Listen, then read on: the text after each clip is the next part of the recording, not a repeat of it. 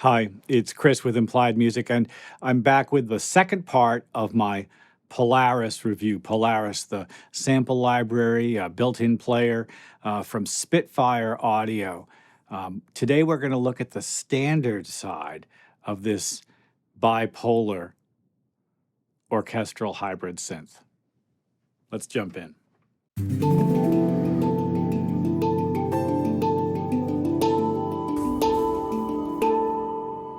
Okay, well, yesterday we looked at the synth side of it, and there's still a lot more to go in that. I mean, I try to keep my videos to 9 minutes or so. I could have played 100 different patches, and I've been playing around with it, and there's a lot of great material and many controls and easily modifiable effects. And well, I mean, it's pretty deep. And this great synth from BT is brand new from Spitfire. You can see the interface here, and this is the what they call the Edna.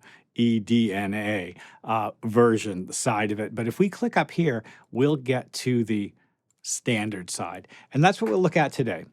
Well, the standard side of this synth looks a lot to me like a traditional Spitfire interface.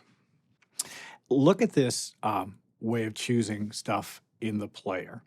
So here we've got basic concepts, and we're going to start with just orchestra.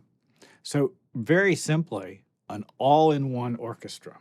Okay, let's just play something.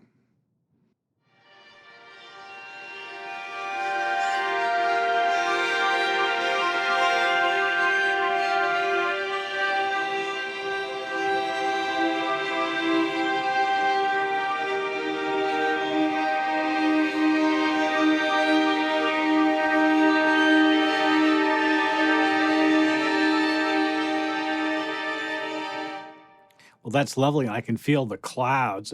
Down here, we can select different articulations.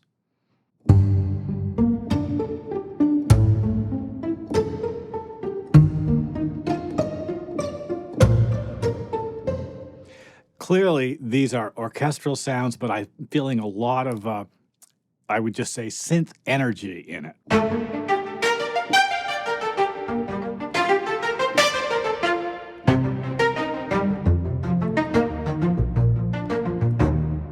All right, I'm liking it.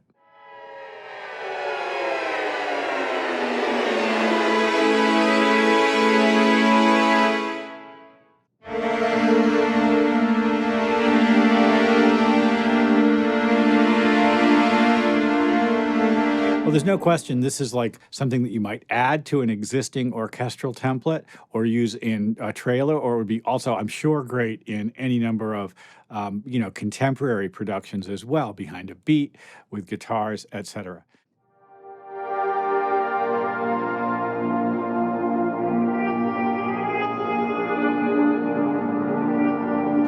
So I think the vintage resampling is where this stuff really starts to get interesting.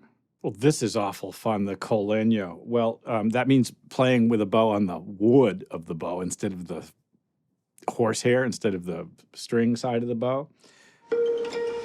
So it's got that kind of like quality, and it's also got some nice granular feedback built into it. So much fun.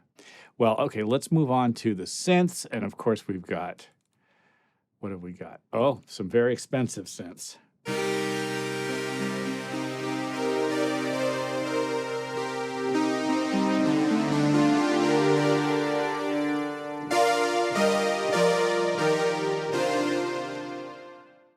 I can control reverb and release time. That seems to be it. Very interesting. And finally, the resampled. Well, we love the resampled sounds. Down below, we've got the first pane, and there's, very often a second pane. Don't ignore them.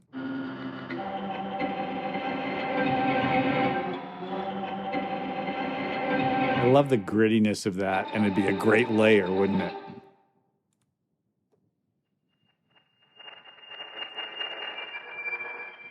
Well, the resampling has been done with care.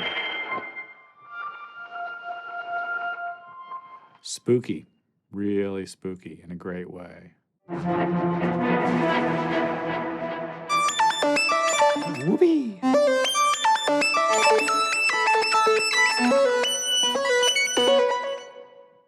just release controls. Well, I had the question about the ADSR, and perhaps it's unrealistic of me to have expectations of being able to control things in the standard version in the way that perhaps I'd like to, because that's present in spades in the synth side of things.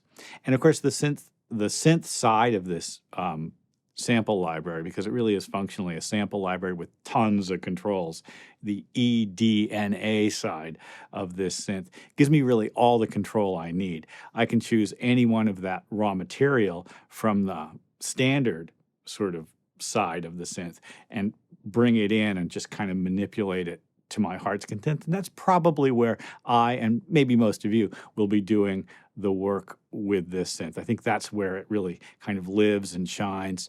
You've got access to all kinds of effects and controls. Many of those effects and controls are present in the standard edition as well. For instance, the grain effect is there and a few other things. Well, it's a deep library with plenty of content. Right now it's on sale, and it'll go up to, I forget what it is, like $350 or so, give or take. I'll put up something at the top of this video, and you'll be able to see the homepage of it. You can visit Spitfire Audio's homepage to find out more about it and more about BT, the producer who's responsible for it. As always, I really hope this has been useful. Like and subscribe to the channel, and click the bell. You'll be notified when I post new videos. I'm posting every day now. Mostly I do theory, right? That's my main interest, and music theory with a twist aimed right at right at producers who maybe don't read music or are interested in doing stuff that's just on their own. And I'm particularly interested in sort of decolonizing and deconstructing Western music theory in a way that's useful for us today. It's kind of my goal. Well, I'll see you next time.